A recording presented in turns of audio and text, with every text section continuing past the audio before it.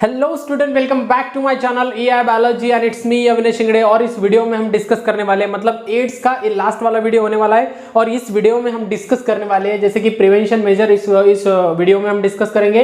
Another laboratory मतलब diagnosis हम इसमें डिस्कस करेंगे, और ट्रीटमेंट मतलब रिमेनिंग बचा हुआ जो भी पोर्शन है वो पोर्शन हम इस वीडियो में क्लियर करने वाले हैं। ठीक है, तो लास्ट तक बनी रही है। मैं आपको एक जनरल इन्फॉर्मेशन दे देता हूँ कि इंपॉर्टेंट तो टॉपिक है ही, मतलब एग्जाम पॉइंट ऑफ व्यू। ये जो एड्स होता है, एड्स में एक सबसे इंपॉर्टेंट टॉपिक होता है जैसे कि स्ट्रक्चर ऑफ एचआईवी का जो स्ट्रक्चर होता है वो सबसे आईएमपी होता है, वो तो आईएमपी है।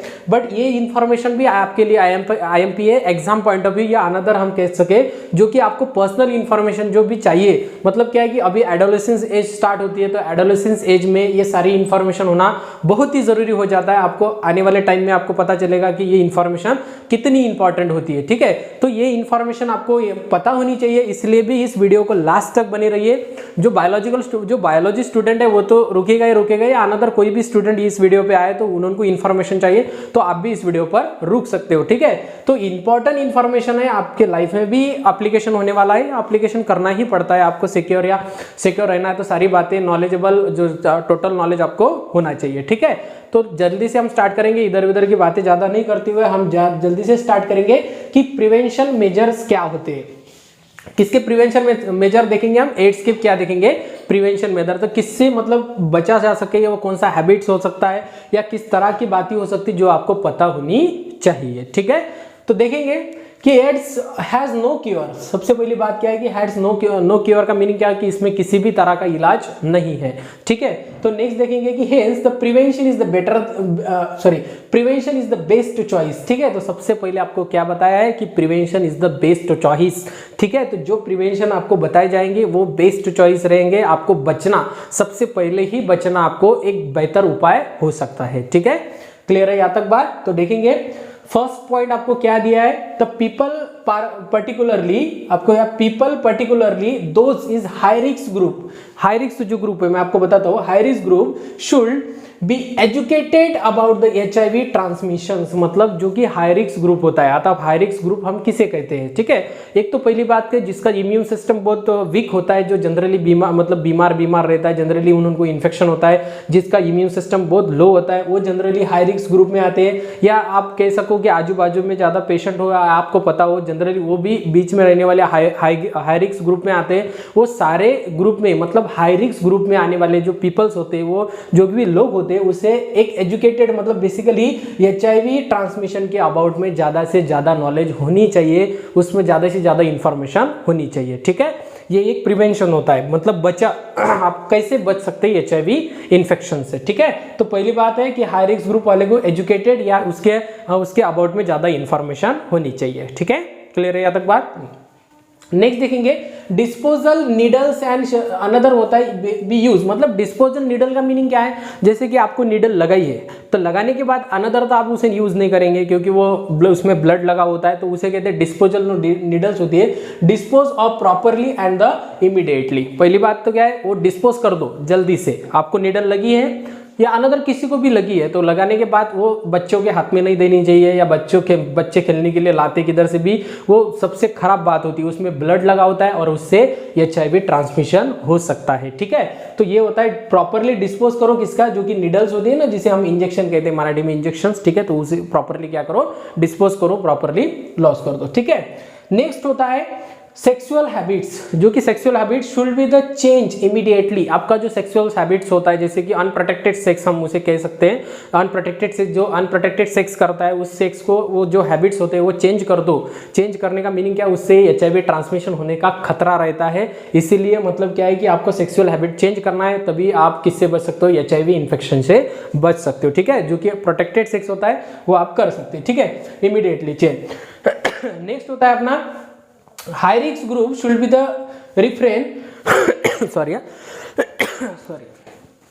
ओके क्या है अपना high risk group refrain from the donating the blood, मतलब कि आप कभी भी ब्लड डोनेट कर रहे हो या ब्लड ले रहे हो तो सबसे पहली बात तो आपको ध्यान में रखना चाहिए कि वो सारे ब्लड क्या होने चाहिए, टेस्ट होने चाहिए। क्या होना चाहिए? टेस्टिंग, मतलब प्रॉपरली उसे टेस्ट किया है और उसके बाद ही आप ब्लड लेना चाहिए, मतलब ब्लड लेना चाहिए। सिंपल सी बात है, क्योंकि ब्लड से HIV इन्फेक्शन होता है या ट्रांसमिट होता है, तो मेजर डायरेक्टली स्प्रेड हो जाता है उससे। ठीक है, नेक्स्ट देखेंगे जो कि नॉर्मल बातें हुई थी, जो सबको पता नहीं है, वो नॉर्मल बातें भी हम डिस्कस करेंगे। जैसे कि अपना टूथब्रश होता है, टूथब्रश से भी HIV इन्फेक्शन स्प्रेड होता है। जैसे कि आप ब्रश मतलब घस रहे हो, घसने के बाद आपको ऊपर से लग गया, तो ऊपर से लगने के बाद उससे खून निकल सकता है, और वो जो खून उस ब्रश में लगा, और वो वाला जो ब्रश है, वो वाला ब्रश नॉर्मल पर्सन ने यूज किया, तो ऑब्वियस सी बात है उसमें ब्लड है, तो ब्लड से आप मतलब क्या हो सकता है, वो HIV इन्फेक्शन ट्रांसमिशन मतलब ट्रांसमिट हो सकता है। ठीक है, बात क्लियर है। अनदर होता है अपना रेजर तो ऑब्वियस सी बात है, रेजर में तो कोई ब्लड लग सकता है, उस ब्लड लगने के बाद अनदर वो रेजर यूज करे तो उससे भी HIV ट्रांसफर होता है। Another article that can be become the contaminated with the blood should be the not be shared. ठीक है, मतलब क्या है कि आपको दिया है कि जैसे टूथब्रश हो और अनदर रेजर्स हो या अनदर कोई भी आर्टिकल, या आर्टिकल का मीनिंग क्या होता है, जैसे कि आर्टिकल यहाँ पर बोला है, अनदर कोई भी ऐसी वस्तु हो जिसमें ब्लड लग सकता है, जो कि वो कंटेमिनेटेड हो सकती है, जिसमें ब्लड कट लगकर कोई भी वस्तु आप यूज नहीं, मतलब अनदर जो कि इन्फेक्टेड पर्सन है वो अनदर पर्सन ने यूज कर ली तो उसे भी HIV इन्फेक्शन हो सकता है। ठीक है, अनदर कौन सा ही जो वस्तु होती है, सिंपली बात बोलो तो वो वस्तु यूज नहीं करनी चाहिए। ठीक है, नेक्स्ट होता है अपना before receiving the blood ensure that has been the screen for the contaminated HIV infection. ठीक है, तो क्या होता है, आप ब्लड ले रहे हो, सिंपल सी डबल से वो पॉइंट आएगा, आप ब्लड ले रहे हो या ब्लड दे रहे हो, देने का तो आपको पता है कि आपको है या नहीं है, बट आप ले रहे हो तो आप प्रॉपर स्क्रीनिंग करके ले लो, प्रॉपर टेस्ट करके ले लो कि टेस्ट होने के बाद ही मैं ब्लड लूंगा, क्योंकि उस ब्लड में HIV इन्फेक्शन हो सकता है। ठीक है, और हो गया तो ऑब्वियस सी बात है कि आप HIV पॉजिटिव होंगे। ठीक है, तो ये सारी बातें आप ध्यान में रखिए, आप HIV से दूर रहेंगे। ये होता है अपने सारी बातें प्रिवेंशन, HIV के क्या होते हैं, प्रिवेंशन। ठीक है, तो HIV प्रिवेंशन के अलावा भी आपकी बुक्स में कोई पॉइंट बताया कि आप डेली रूटीन में क्या करना चाहिए। कोई भी 6 महीने हो, 1 साल हो या 2 साल में आपको ये रूटीन करनी चाहिए। जैसे कि जो कि ब्लड डोनर है, ब्लड डोनर या ऑर्गन रूटीन का मीनिंग क्या होता है, यहाँ पर थोड़ा अलग कॉन्सेप्ट है। रूटीन का मीनिंग क्या होता है, आप ब्लड डोनर हो या ब्लड ले रहे हो तो वो प्रॉपर चेक करके लो। ऑर्गन डोनर भी प्रॉपर चेक, जैसे कि ग्रोथ हार्मोन्स होता है, ग्रोथ हार्मोन डोनर, त्यानंतर सेमन डोनर, ये सारी बातें भी आपको टेस्ट करनी चाहिए। ठीक है, सारी बातें टेस्ट, क्योंकि इससे क्या होता है, HIV इन्फेक्शन फैलता है। तो पहली बात तो ये सारी बातें टेस्ट ही की जाती है, पर तभी भी आपको तो सारी बात से अलर्ट रहना ही रहना है। ठीक है, तो ये सारी बातें होती है जिससे आप HIV इन्फेक्शन से बच सकते हो। ये सारी बातें रोक दीजिए, सारी ये हैबिट्स है ये चेंज कर दीजिए। ठीक है, तो ये होता है अपना प्रिवेंशन, किसका, अपना HIV इन्फेक्शन का। ठीक है, नेक्स्ट देखेंगे लेबोरेटरी डायग्नोसिस। लेबोरेटरी में उसका किस तरह से डायग्नोसिस किया जाता है लेबोरेटरी में, तो लेबोरेटरी में देखेंगे at a first test use in the detect the HIV antibodies. जो पहली टेस्ट होती है, इसके 2 टेस्ट होते हैं। ठीक है, पहली टेस्ट होती है अपनी इलिसा, उसे इलिसा कहते हैं। ठीक है, हम देखेंगे आगे क्या होता है। तो जो फर्स्ट टेस्ट होती है वो क्या डिटेक्ट करती है, एंटीबॉडी डिटेक्ट करती है। जैसे कि आपके बॉडी में वायरस गया तो एंटीजन गया, तो एंटीजन जाने के बाद हमारी बॉडी एंटीबॉडी प्रोड्यूस करेंगी। तो वो जो एंटीबॉडीज है, मतलब आपके बॉडी में अनदर टाइप के, क्या कोई नया टाइप के एंटीबॉडी मिलने लगे तो वो ऐसा डिटेक्ट हो जाता है कि आपको HIV इन्फेक्शन हुआ है। ठीक है, तो फर्स्ट जो टेस्ट होती है, first test is used to detect the HIV antibodies. Antibody detect करने के बाद वो कंफर्म कर देती है कि आपको HIV इन्फेक्शन हुआ है। या अनदर नेक्स्ट टेस्ट देखेंगे, will second confirmatory test is use in the weed out of any false positive result. ठीक है, तो फर्स्ट टेस्ट में कोई प्रॉब्लम हो सकता है, मतलब आपके बुक्स ने बताया कि जो फर्स्ट टेस्ट होती है उस टेस्ट में कोई प्रॉब्लम हो सकता है, उसके लिए सेकंड टेस्ट की जाती है जो कि कंफर्म टेस्ट होती है। आपको कंफर्म पता चलेगा आपको HIV इन्फेक्शन हुआ है या नहीं हुआ है। इसीलिए इसे कितने टेस्ट होते हैं, 2 टेस्ट होते हैं। तो सबसे पहला टेस्ट होता है अपना इलिसा। कौन सा टेस्ट है अपना, इलिसा, जो कि क्या होता है अपना एंजाइम लिंक इम्यूनोसॉर्बेंट AZ। ठीक है, ये टेस्ट होता है। ये टेस्ट में क्या टेस्ट मतलब डिटेक्ट किया जाता है, नए एंटीबॉडी डिटेक्ट किए जाती है, और नए एंटीबॉडी डिटेक्ट करने के बाद आपके बॉडी में ये हो जाता है कि आपको HIV इन्फेक्शन हो सकता है, मतलब हुआ है, कंफर्म रहता है।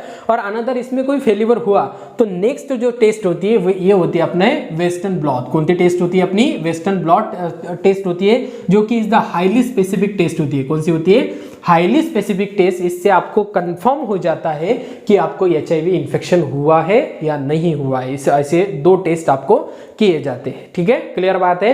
ये टेस्ट को अंडरलाइन कर दो या लिख लो, कहां पर, आपकी MCQ में आ सकता है या अनदर आपके CET में भी पूछ सकता है, ठीक है। नेक्स्ट देखेंगे और लास्ट देखेंगे ट्रीटमेंट ऑफ AIDS, मतलब उसमें ट्रीटमेंट किस तरह का किया जाता है, ठीक है। पहली तो क्या बताया कि AIDS has no cure. No cure का मीनिंग क्या है, इसमें प्रॉपर ट्रीटमेंट तो नहीं है। आपको बचना है तो जो कि ड्रग्स, एंटी रेट्रोवायरस ड्रग्स होती है, मतलब आपकी लाइफ अच्छी करने के लिए, मतलब क्या है कि इसमें एक पर्टिकुलर ये नहीं है, क्या नहीं, सॉरी, ट्रीटमेंट नहीं है।